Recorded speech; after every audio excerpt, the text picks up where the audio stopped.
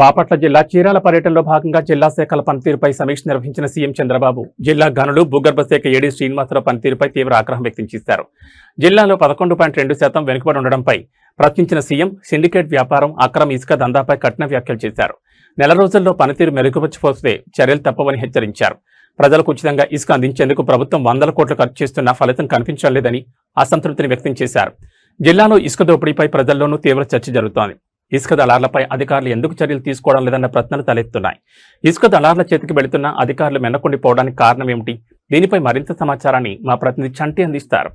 ఇటీవల చీరాల పర్యటించిన చంద్రబాబు మైనింగ్ శాఖపై అయితే తీవ్ర ఆగ్రహం వ్యక్తం చేసిన పరిస్థితి ఉంది. మనం చూసుకున్నట్లయితే జిల్లా వ్యాప్తంగా అన్ని శాఖలకు సంబంధించి -11.2% అయితే వెనకబడిన పరిస్థితి ఉంది. గతంలో మనం చూసుకున్నట్లయితే వేమూరు పర్యటనలో పర్యటించిన చంద్రబాబు కూడా ఆ టైంలో కూడా ఈ మైనింగ్ శాఖపై కూడా తీవ్ర ఆగ్రహం వ్యక్తం చేసిన పరిస్థితి మనం చూస్తున్నాం.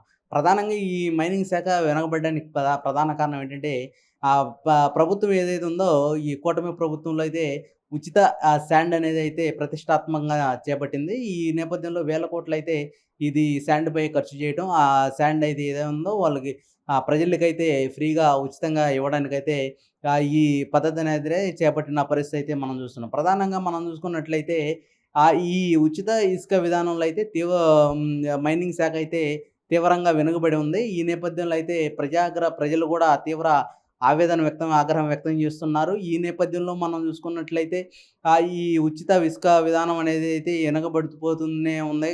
దీనికి ప్రధాన కారణం ఏంటంటే ఈ బ్లాక్ మార్కెట్ ఏదైతే ఉందో ఆ బ్లాక్ మార్కెట్కి అయితే ఈ ఇసుక అనేది రేవుల నుంచి చేరుతుంది. అక్కడ నుంచి అయితే అవి దళారులు ఎవరైతే ఉంటారో బ్లాక్ మార్కెట్లో వాళ్ళందరూ కలిసి ఏం చేస్తారంటే ఒక సిండికేట్గా ఏర్పడి అయితే ఈ ఇసుకనైతే డిమాండ్ పెంచి తీవ్ర కొరతను ఏర్పాటు చేయడం, దీని ద్వారా అయితే తీవ్ర డిమాండ్ అయితే ఈ జిల్లాలో అయితే ఏర్పాటు చేస్తున్నారు. ఈ నేపథ్యంలో ఏమవుతుందంటే టన్ను 1500 నుంచి 2000 రూపాయలకు కూడా అమ్ముతూ సొమ్ము చేసుకుంటున్నారు. ఈ నేపథ్యంలో అధికారులు, మైనింగ్ శాఖకు సంబంధించిన అధికారులు ఎవరైతే ఉంటారో వాళ్ళు అటువైపు కన్నెత్తి చూడని పరిస్థితి కూడా ఉంది.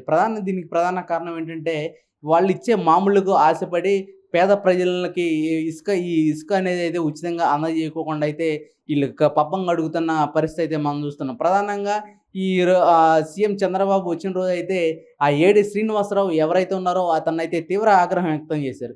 సిండికేట్ వ్యాపారం నడిపిస్తున్నారా, లేకపోతే దళారులుగా ఏర్పడి దొంగ వ్యాపారం ఇసుక వ్యాపారం చేస్తున్నారంటూ కూడా ఆగ్రహం వ్యక్తం చేశారు. అంటే ఒక సీఎం ఉన్న చంద్రబాబు నాయుడు ఈ విధంగా ఒక అధికారిని ఇట్లా మాట్లాడారంటే ఏ విధంగా మనం అనుకోవాలంటే ఈ అధికారి ఎవరైతే ఉన్నారో అవినీతికి పాల్పడుతున్నారంటూ కూడా ప్రజలైతే తీవ్ర ఆగ్రహం చేస్తున్నారు. అయితే ఈ మొత్తం చూసుకున్నట్లయితే స్టేట్ వైడ్గా కూడా ఈ మైనింగ్ శాఖ ఏడీపై అయితే చర్చనీయాంశంగా మారిన పరిస్థితి అయితే మనం చూస్తున్నాం. గతంలో చేసిన ఏడీలు అయితే ఎవరున్నారో జిల్లా ఏర్పడిన మొదట్లో రాయేష్ అనే ఏడీ ఇక్కడ పనిచేస్తారు.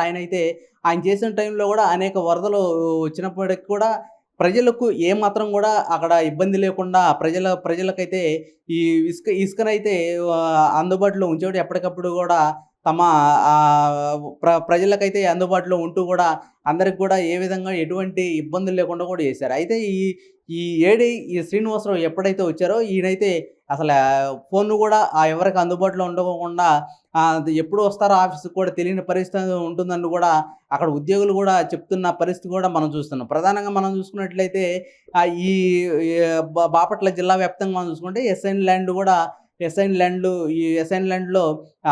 ఎటువంటి పర్మిషన్ లేకుండా కూడా యథేచ్ఛగా అయితే ఈ ఇసుక మాఫియా చెలరేగుతున్న పరిస్థితి కూడా ఉంది. ప్రధానంగా ఈ ఇసుక మాఫియా అయితే తీసుకునేది అయితే 5 నుంచి 7 అడుగులు పర్మిషన్ సుమారుగా తీసుకుంటే దాన్ని దరిదాపు 50 నుంచి 60 అడుగుల లోతు తీసి అయితే భారీగా డబ్బులు కూడా కోట్లు పడగలెత్తిన పరిస్థితి కూడా మనం చూస్తున్నాం. అంటే ఈ ఇసుక మాఫియా ఏ విధంగా చెలరేగిపోతుందని అంటే ఇలాంటి వాటికి ఉదాహరణగా అయితే మనం చెప్పుకోవచ్చు. ప్రధానంగా ఈ ఇసుక మాఫియాకు కొమ్ముగాస్తున్న అధికారులు కూడా కొమ్ముగాస్తున్నారంటూ అంటున్నారు. అయితే ప్రజలు కూడా ఈ విధంగానే విమర్శలు అయితే గుప్పిస్తున్న పరిస్థితి కూడా మనం చూస్తున్నాం. ఒక లారీ ఇసుక కావాలంటే ప్రజలు ఎన్ని రోజులు వేచి చూడాల్సిన పరిస్థితి ఉంది.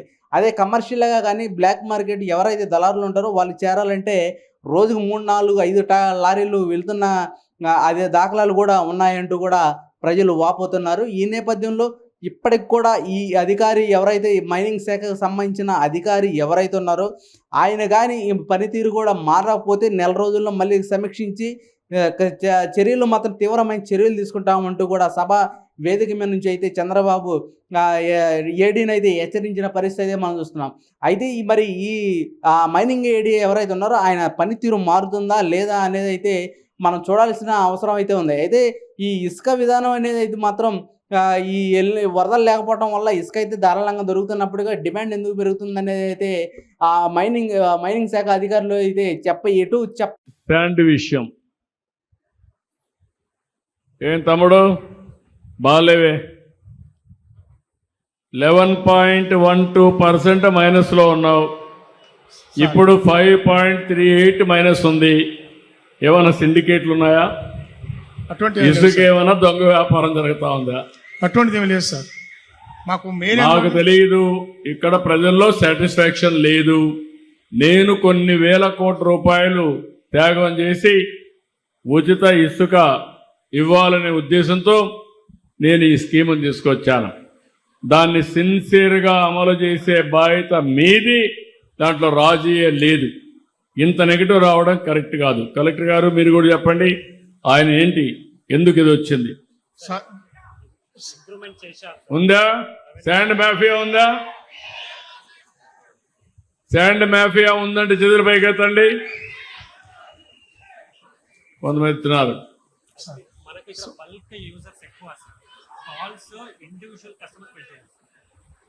అంటే కాదు, నేను అడిగేది ఏంటంటే ఎందుకు మీరు కమ్యూనికేషన్ కరెక్ట్ గా చేసి ఎందుకు యాక్షన్ తీసుకోలేకపోతున్నారు? మళ్ళీ 1 మంత్ టైం ఇస్తున్నా, మళ్ళా నేను సమీక్ష చేస్తా. ఒకవేళ ఇదే పరిస్థితి ఉంటే నేరుగా ఎక్కడ రీచ్ ఉంటే శాండ్ రీచ్కి నేనే వచ్చి అక్కడ పంచాయతీ పెట్టి ఎవరు తప్పు చేసినా వాళ్ళు వదిలిపెట్టనని మరొక్కసారి మీకు హామీ ఇస్తున్నా.